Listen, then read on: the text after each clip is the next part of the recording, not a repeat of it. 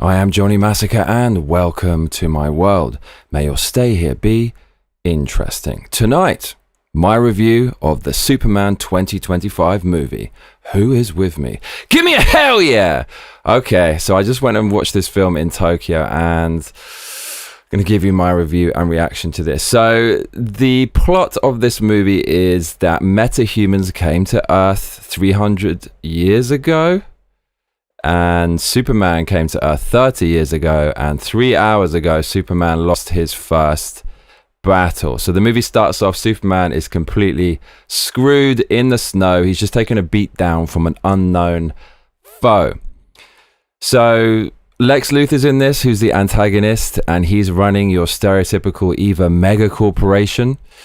And he has a private paramilitary force that he uses to cause havoc in the city. I don't know how he gets away with this and how the authorities don't shut him down, but we just go with it. He lives in a giant skyscraper, essentially, the stereotypical big skyscraper overlooking the city with big glass windows. Superman has stopped a war between a fictional country called Baravia, sounds like some Eastern European rave mecca, and Janpao, which is some metaphor for, as far as I can see, Palestine and Ukraine combined. It's run by a guy who looks a bit like the Penguin in the second Batman Tim Burton movie.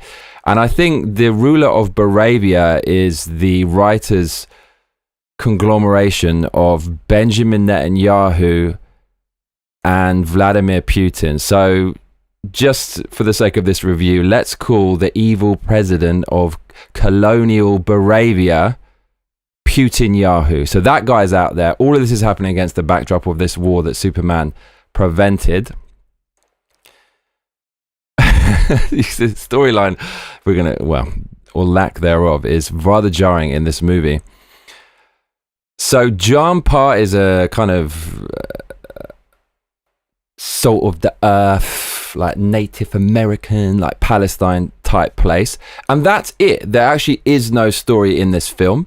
After an hour, Superman's dog gets kidnapped.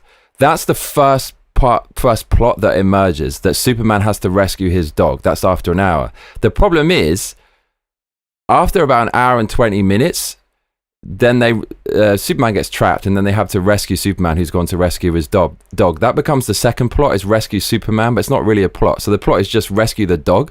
But then when the dog's rescued, we've still got another 20 minutes of the movie, and there's still no plot. The only plot there is really emerges in the last 20 minutes, which is there's a massive crack appearing in the earth, and we have to sew up the crack. That appears at the end of the movie. So I don't actually know what the story is of this film, but there you go.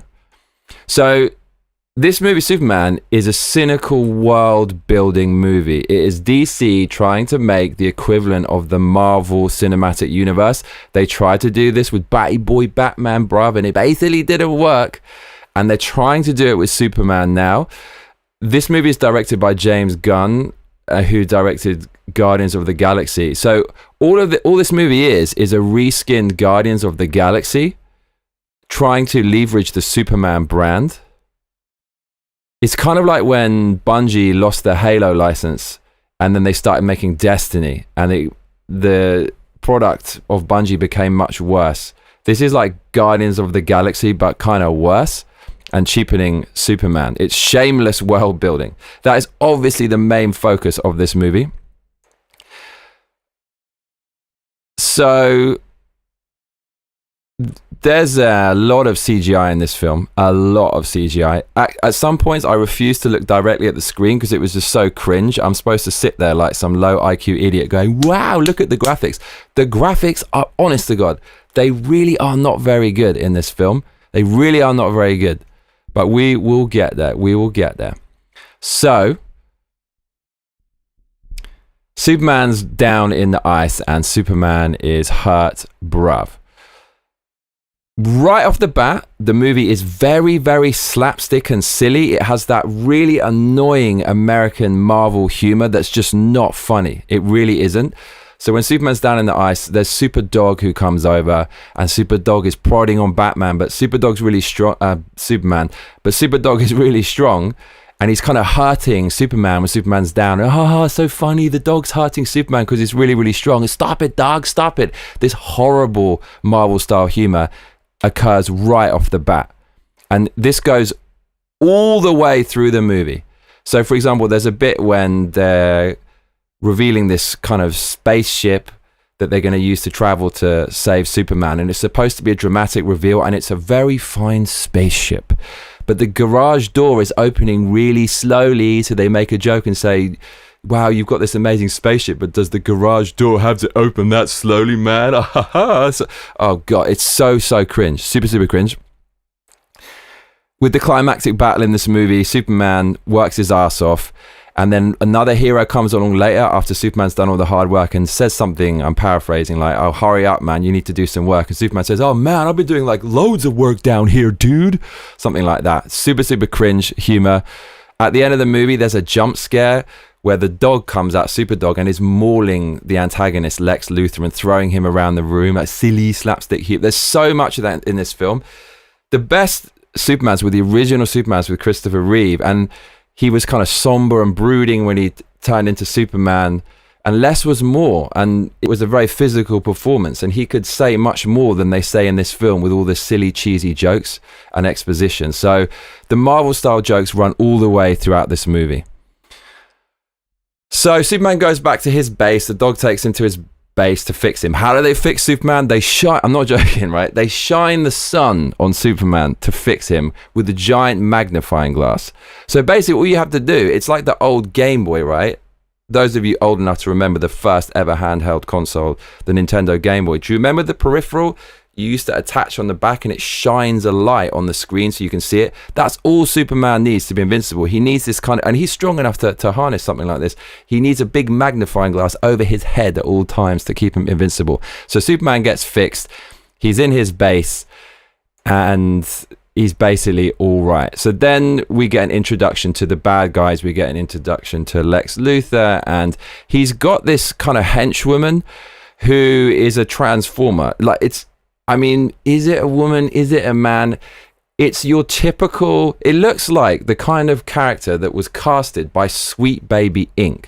You remember in Alan Wake 2, the video game, they put forced diversity in there, and whenever they put like a diverse person in, they make them as ugly as possible, and it's kind of a woman, but it's super masculine or androgynous.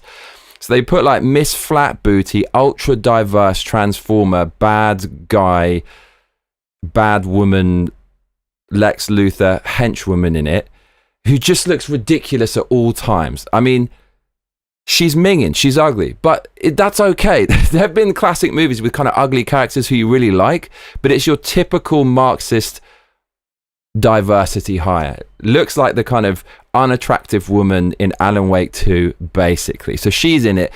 She's so small, and she's so OP. She's so OP. She's essentially an antagonist Mary Sue. She just waltzes around with her little flat butt cheeks, looking super diminutive, kicking everyone's ass. So she followed Superman surreptitiously back to his ice base, bruv. So she leads Lex Luthor to the ice base, and they basically trash the ice base. And Transformer, she's so fucking OP. She's basically a T-1000. So Lex Luthor has put these things in her bloodstream. It allows her to morph into anything, man. So like no limitations. The writers can just create whatever weird shit comes into their mind when they're buzzing off their chai pumpkin spice latte from Starbucks, bruv. So she's got all these ridiculous powers. She can make buzzsaws appear on her hands. So yeah, okay, stole that from Roger Rabbit.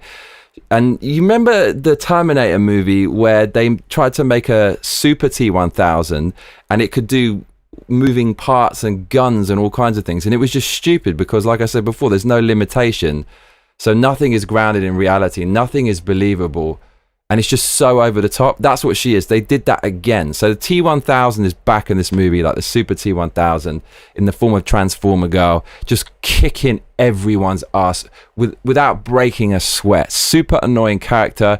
in there for forced diversity. Look, there was always female antagonists in the Superman movies, but this one is just, it's a Sweet Baby Inc. pick is what I'm saying, and it's so goddamn obvious.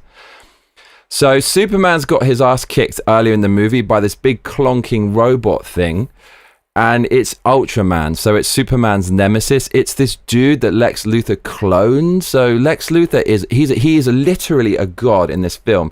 He's creating these humans that can turn into T-1000s. Like, he can turn a 5'1" diminutive transformer into a T-1000, and he can just like copy Superman willy-nilly. How he hasn't taken over the city by now, I do not know. Like, why he needs to have this front of Luthor Court and this skyscraper is beyond me. Like, just take over the city, bro. Just make a bunch of those people.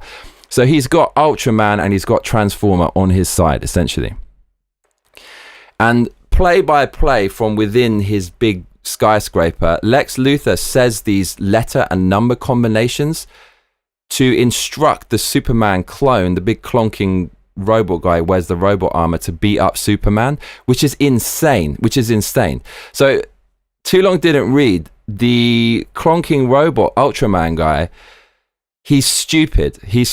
And at the end of the movie, Lex Luthor, like all bad guys do, explains his plan to Superman when Superman keeps getting his ass kicked by a big clonking robot Ultraman. And at that point, he's not a clonking robot. He doesn't have the armor. But still, Lex Luthor says that the Ultraman is stupid. He has the same DNA as Superman, and he's stronger than Superman, but he's stupid. So the only reason that Ultraman is kicking Superman's ass is because Lex Luthor is literally vocalizing to Ultraman what to do. So he goes A1, B12, like C1 is a punch. He's like C1, C1, C1, and the guy's like punching. Can you imagine trying to play a FromSoft video game without a pad and going XX, left, up, triangle, R2? You would fail. So that is the logic in this film. Superman's shadow, he's fighting his shadow, and it's called Ultraman. And Ultraman's stronger than Superman, but he's stupid. But he's got the super brains of Lex Luthor controlling him by vocalizing button presses from in a skyscraper. That's the kind of shit that's going on in this movie. Oh my god. And also, Lex Luthor looks like a bald Tom Cruise. He looks like a younger Tom Cruise. We got discount Tom Cruise, we got Transformer, and we've got big clonking robot Ultraman so far. And Superman, he comes back to life because of the giant magnifying glass. And then he gets clonked again by Ultraman in the robot suit. He gets clonked a second time, unless it's a flashback. But I think he gets clonked a second time. I don't know how he doesn't get killed or survives the second time, but that basically happens. And during the fight, we start getting some of the woke stuff in this movie. Now, I know you all want to know. If you've watched this far, like, is the movie woke? It is. It has like quite a lot of woke elements, but it's not as bad as some of the other woke movies. They purposefully leave it ambiguous because whenever this was being made, it was obviously it was around the time when wokeness was getting a lot of flack and Disney's share value was tanking and stuff.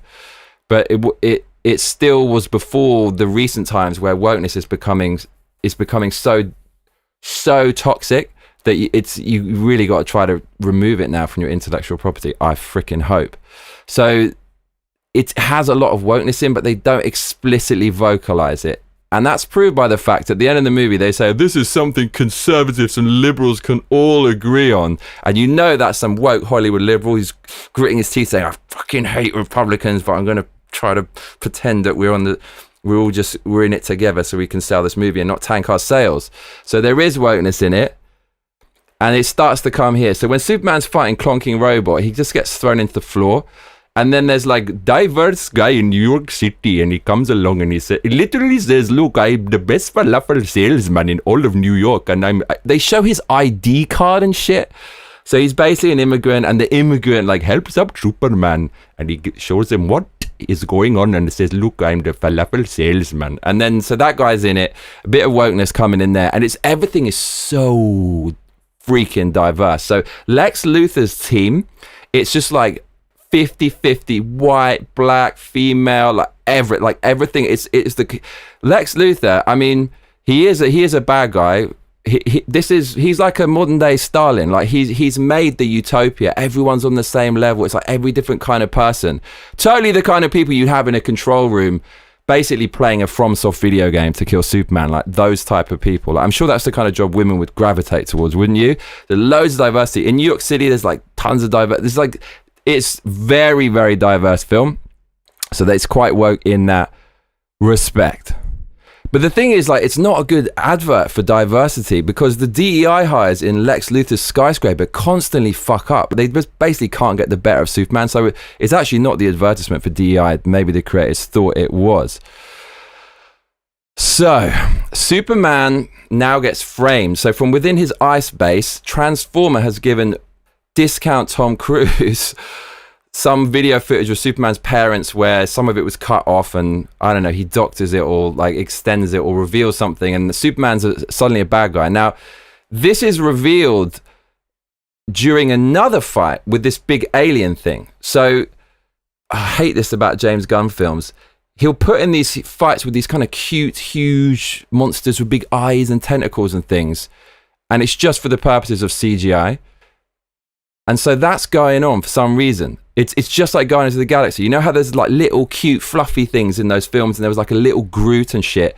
Now there's like a little tentacle monster, and the bad guy says, don't worry, it will grow. And then it grows into this huge tentacle monster. There's for no reason at all other than we need to fill this part with CGI. We have this budget. We've laundered some of the money and spent it on nice cars. So we have to put this shit in here, bruv, said the writers. Okay, big fucking like cute, annoying thing from James Gunn. Make it into a big thing. That Superman's just fighting the shit for no fucking reason at all. Absolutely no reason about that. And during that fight, you're introduced to the world building. There's a new team which is comprised of Green Lantern and Hawk Girl and this other dude. But Superman, they basically win. And at the end, Superman gets framed. So Lex Luthor releases this information that Superman's mission from his parents was actually to basically dominate society. And within an instant, all of the populace know about this news, and everybody hates Superman instantly. People on the street, people on the second floor, everyone suddenly hates Superman. And they're trying to make it like Luthor is this propaganda master, and they're trying to make it out like it's basically Fox News, right? And like how Fox controls the narrative. But actually, it's the perfect metaphor for the left-wing mainstream media. CNN, MSNBC, BBC. Like as soon as they say some nonsense and a lie, everyone immediately knows it and everyone immediately follows it. So they're trying to make it like it's this kind of I think it's like a Republican thing, like Republican propaganda. And everyone falls for it. But actually, it's like the perfect metaphor for leftist propaganda. Anyways, they frame Superman. And this big, giant, annoying octopus thing has like bit in the dust. A complete waste of time. The CGI from the beginning looked terrible. So when Superman's saved at the beginning by the dog, he gets given to his robots with this Art Deco S. It looks like it was made by a Fortnite focus group or something, like to appeal to Gen Z with a new Superman logo. Kind of like what they did with Street Fighter 6, right? Clip art quality at best.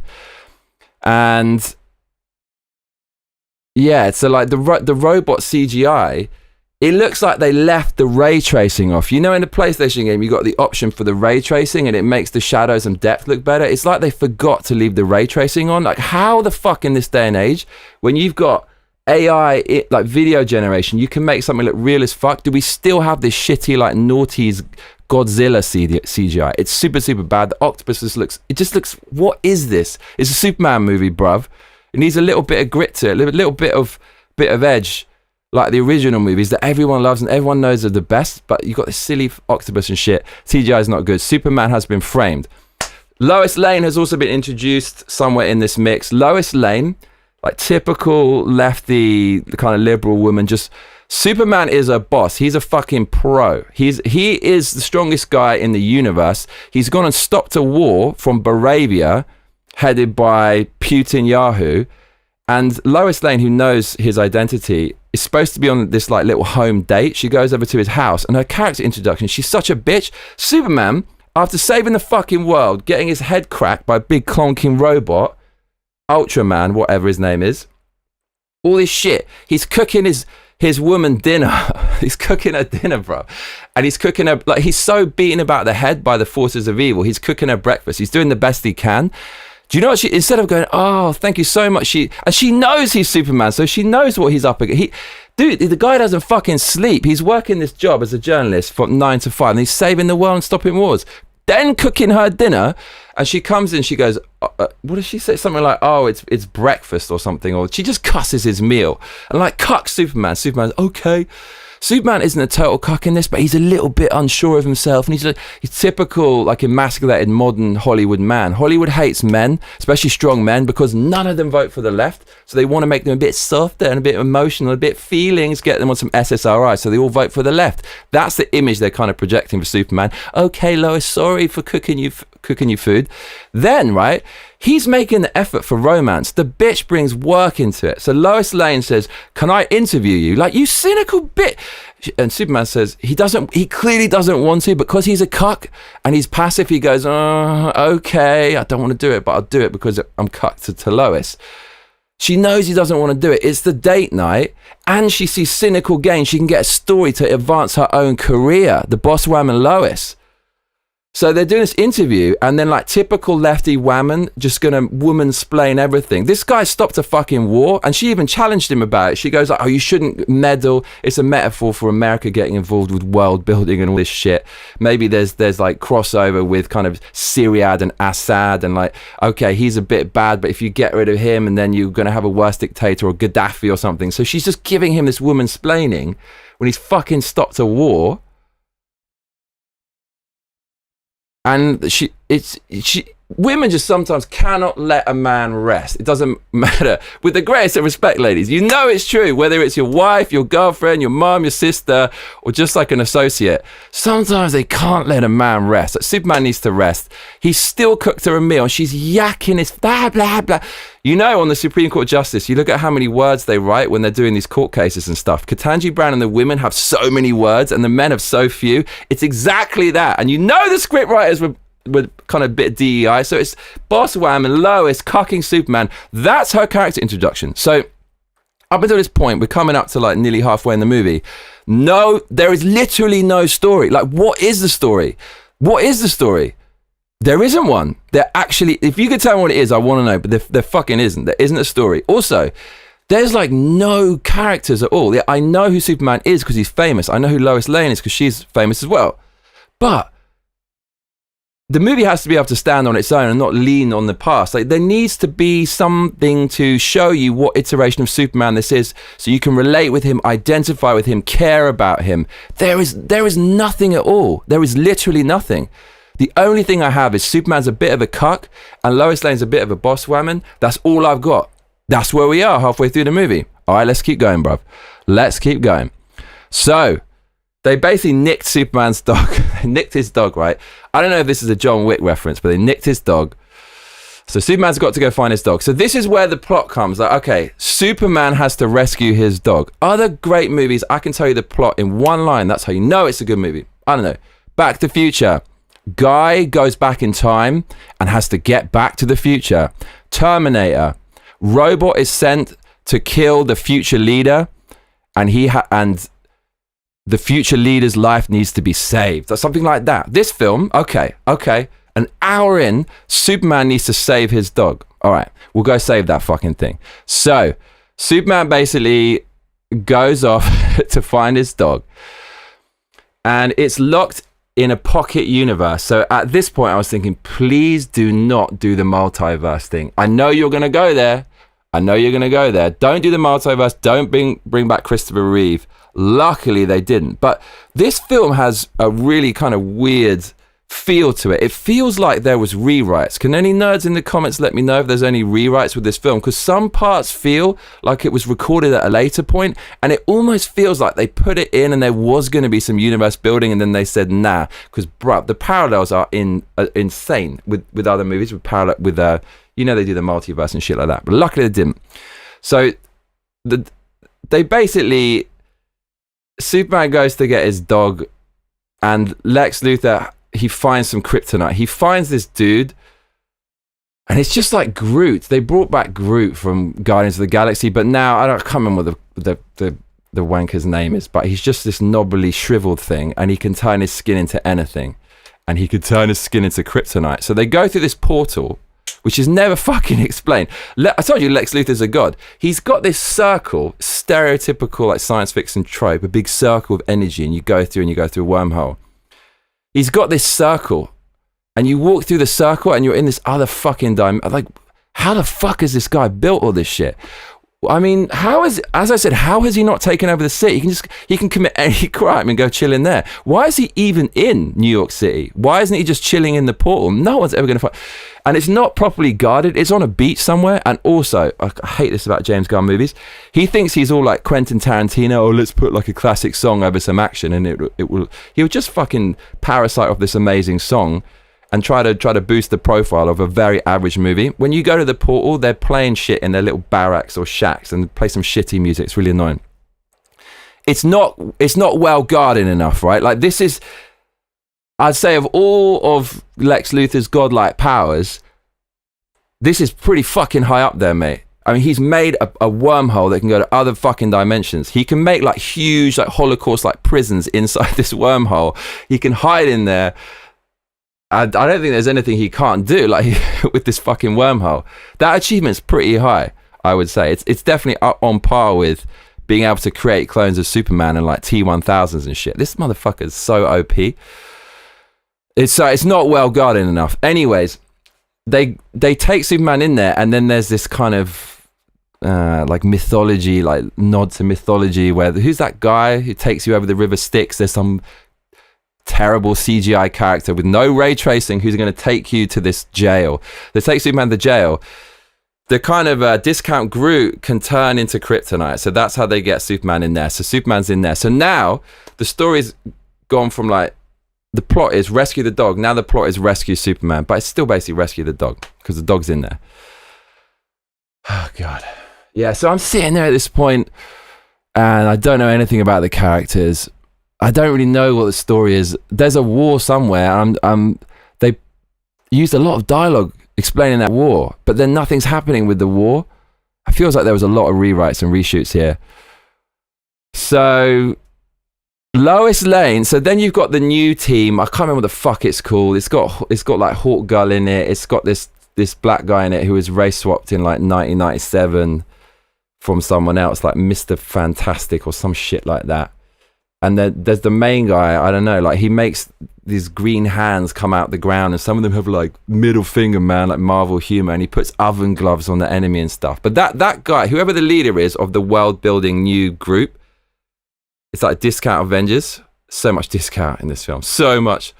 He's like the best guy in the whole film. Like they really try. I told you the film's about world building, because they put all the energy into like the leader of this group, because they want to expand the universe. Anyways, they're all gonna like come to help Superman. So like the black dude, he goes to help Superman with Lois Lane. Lois Lane like goes in his ship over there, and they open up the portal because the black guy's like a wizard, opens it up, and they basically just fucking, Superman breaks out of jail. The Discount Groot who's turned into kryptonite. This is fucking stupid, this film. The Discount Groot who's turned into kryptonite and is keeping Superman in this cell amid all these other translucent cells of all these kind of prisoners. His son, which is this terrible CGI horrible baby, which is in another cell, like, yeah, put it opposite him, just like as close as possible. So to motivate him to break out, which is exactly what he fucking does. Superman eventually says, look, I'll get your son from the other cell and we'll break out. So the guy says, okay, take my son out and then I'll let you out the jail.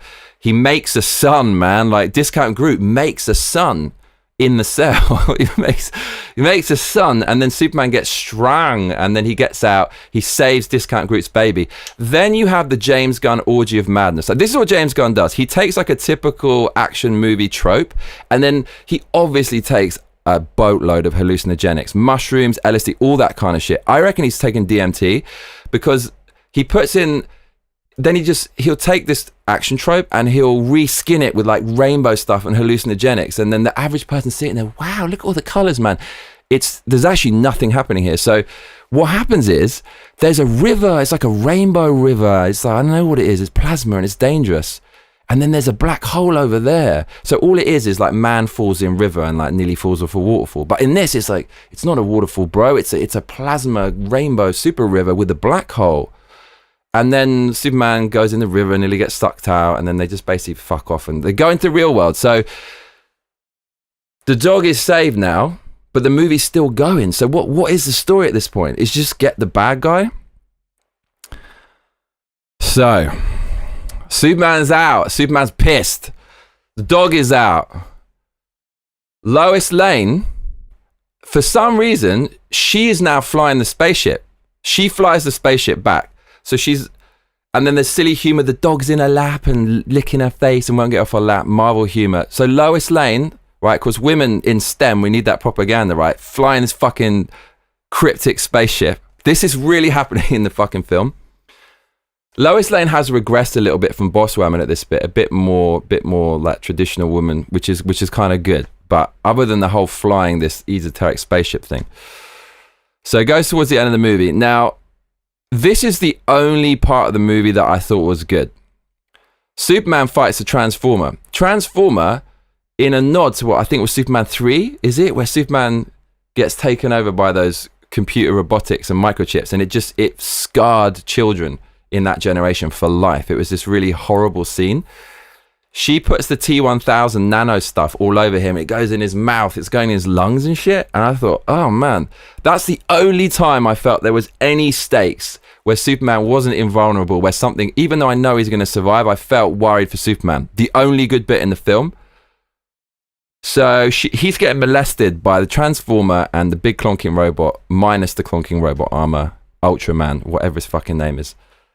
And then Superman flies in the sky and he flies back down again and he clonks into the earth and he gets them both off him. He knocks out the Transformer. Then it's a one-on-one with Ultraman, whatever his name is.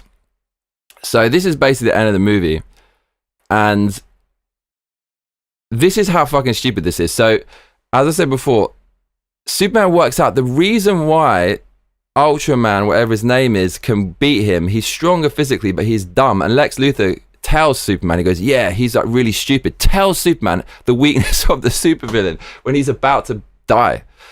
And so Superman takes out all of the drones, and then Lex Luthor can't give verbal instructions of when to punch, when to kick, and where to go in real time. As if that would have fucking helped Ultraman anyways in the first place. Like, firstly, like I said, it's like playing a FromSoft game without pressing the buttons. Secondly, it's like that wanker behind you who's telling you how to play the video game. Like, go up, go down. It's not going to work. That's like, what the fuck? Who wrote that? Who wrote that? Seriously, when you verbalize it, that sounds insane, because it is.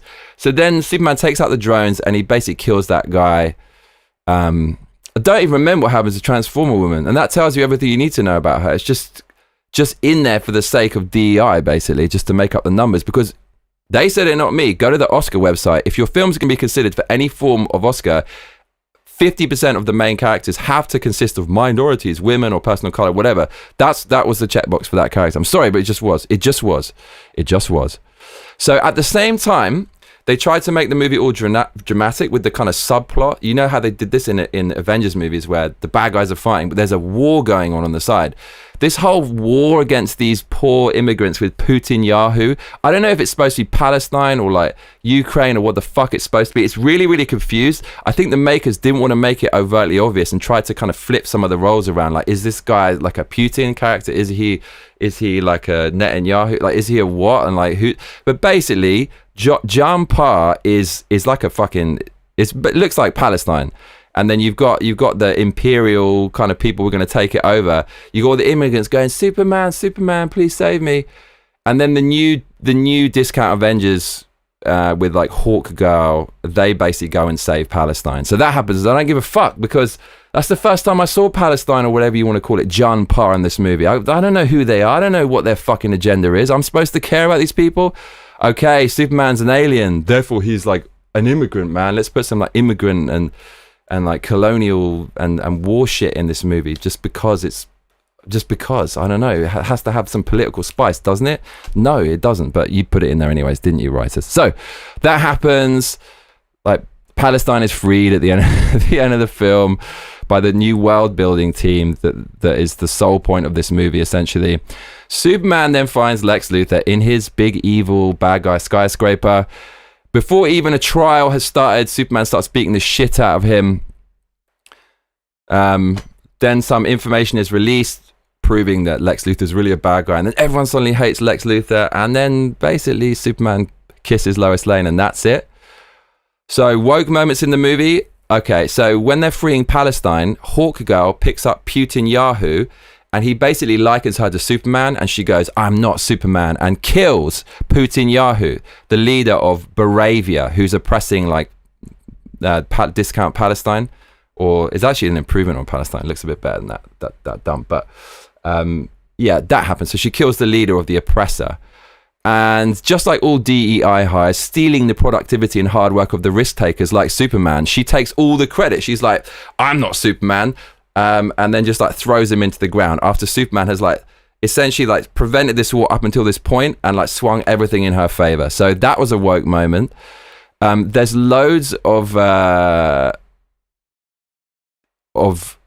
cringy moments about social media. Obviously the writers wanted to appeal to Gen Z. So one of the characters, who's Lex Luthor's girlfriend, is always taking selfies in front of natural disasters and aliens blowing things up. It's like, fuck, it's so cringe. And they start talking about hashtags in the movie. Superman's talking about hashtags. And he says, I don't read what anybody says online about me. This is pure projection from the woke Californian Hollywood DEI team who partly obviously wrote this film. It really, really is. So like Superman in the film, he basically tears down the whole fucking city in trying to save it. Like, just seriously, like skyscrapers getting clonked and falling down, people basically dying off camera everywhere. So Superman has like destroyed a whole city without a second thought, and then refuses to even acknowledge the damage he's done. He doesn't even look back at the fucking carnage and like people he's killed. In the same way, these people like make this shitty woke stuff in the story and put these like DEI hires. They won't even look at the hashtags of what people are saying online. So when Superman's talking that, it's really the writers talking about themselves. They're saying like, you know, hashtag, I don't read what's said online. And there's jokes about super shit. That's actually in this film. It's like appeal to Gen Z, pure projection from, you know, the woke Hollywood writers who, you know, they can't see past their computer screens and chai latte and their Hollywood bubble. It's really, really cringe. It's really, really cringe. So that was bad. That was bad. At the end of the movie, woke moment, Superman is like one of the last things that's said. He goes, I'm not an alien. He's basically, I'm not an immigrant. He's like, I'm not an alien. I'm a human, and I'm not perfect. I'm not perfect, man. Like, I don't always get it right. And, you know, but we kind of want the same things, right? So I love how there's some moral equivalency behind Superman, who's all he's done is give up his life and sacrifice for everyone else, and like all these people who might come to your country to take benefits, public housing, food stamps, free health insurance, just to stay at home all day and call hardworking, productive people racist, and also make the crime statistics skyrocket. They did it, not me. Go look at it. It's just statistics. I love that moral equivalency. So there's a little bit of that at the end. And at the end, it's funny because the falafel guy, right? He comes along and he's like, I make the falafel. They put this in. He picks up Superman. That guy gets killed in a game of Russian roulette. And they realize at the end, shit, we fucking killed the falafel guy. So then he's basically become this posthumous hero in the newspapers and shit. But they then neglect to show the millions of homeless, criminal, military-age male refugee junkies slumped on the sidewalk as well that might have been brought in through the similar means. So anyways, there is like a lot of woke immigration stuff in this film, but like I said before, at the end they go, something we can all agree on, Republican and conservative. It's so fucking cringe, man. It's so Hollywood. So the film is bad. It's bad. The only good part is when Superman gets molested by the Transformer. Then at the end when he kisses Lois Lane, I felt something like, okay, it's a resolution. The best characters in it is the leader of the new world building team, who has like the blonde hair, and the two babes in it. So the good thing is there's actually two babes in it. Lex Luthor's girlfriend's a bit kind of a babe, but there's a news reporter babe, literally has fake booba and they're very kind of sexy. Okay, they're putting some sexy women in again, thank God. They were the best characters. They were the kind of feminine ones, but they made those characters so stupid. They made the attractive women stupid. So they're suggesting like if you look good, you're just an idiot. Which is I don't know, some people might find that offensive. And also Clark's parents, Superman's parents, man, liberals hate anyone who's not big city lifestyle.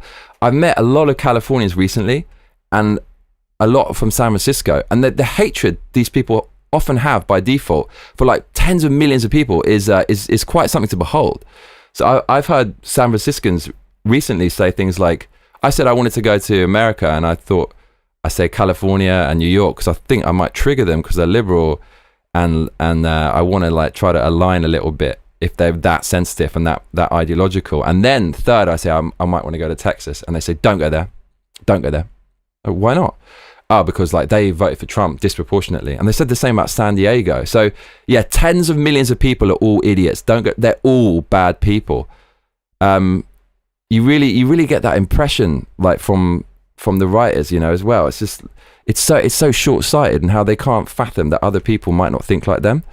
But they think anyone who's not like a liberal is an idiot, and that's proved by the fact that Superman's parents in this are fucking assholes. They're like, when they introduce Superman's parents, they're hicks, and they're talking about the chitlin and da like some kind of redneck. And the mother, Superman's mother, they make kind of like people who live out in the like a countryside, like rural America, out to be like mentally retarded. When they make it out as if like large swaths of Republican voters don't even know how to use smartphones, right? Like Superman's mother talks to Superman with her face on the phone going, Superman, can you hear me? With chitlin, like talking about chitlin and shit. Like, it's outrageous. These people who make films like this and talk about diversity and like inclusion and understanding, they're the most judgmental and racist people. Like, imagine just depicting that and just not thinking anything of it. Like if you're from the South, you're a fucking retard who can't use a phone. Crazy. So you could have stripped all that out, but it could have been worse. I've seen woker films, but there was quite a bit of that in this film. There's just too much CGI. The scene where they go in to save Superman, where the silly music is by the barracks and the portal, and then the guy's like making his drones hit everything. They put some tunes on. I actually refuse to look at the screen. Because it means nothing. Nothing's happening. With the big octopus thing, a James Gunn little cute thing, if it gets big, didn't even really look at the screen because it's actually like insulting my intelligence. You're gonna be like, put some flashing lights on the screen, man, and I'm gonna be happy that I paid. Do you know what as well? I paid double to watch this film because I saw it's coming out. I thought I wanted to give you a review. I paid to watch it. I could only sleep 3 hours. I wanted to watch the early one to get the review in quickly. And then I missed it and I woke up late. I paid double, bruv, to watch this film. Hope you appreciate it. I did it so you didn't have to. So yeah, CGI way too much. There literally is no story. It kind of is John Wick, like save his or like avenge the dog or save the dog after an hour, but that then ends after 40 minutes. So there actually isn't a story. There's no character development at all. Just one scene where Lois cucks Clark, but then she reverts to type a little bit. Two babes, as I said, who are the best thing in the film. Beautiful women are made out to be idiots. Southern people are made out to be idiots in the film. A lot of kind of immigration stuff. Very confused take on kind of war and regime change and things like that.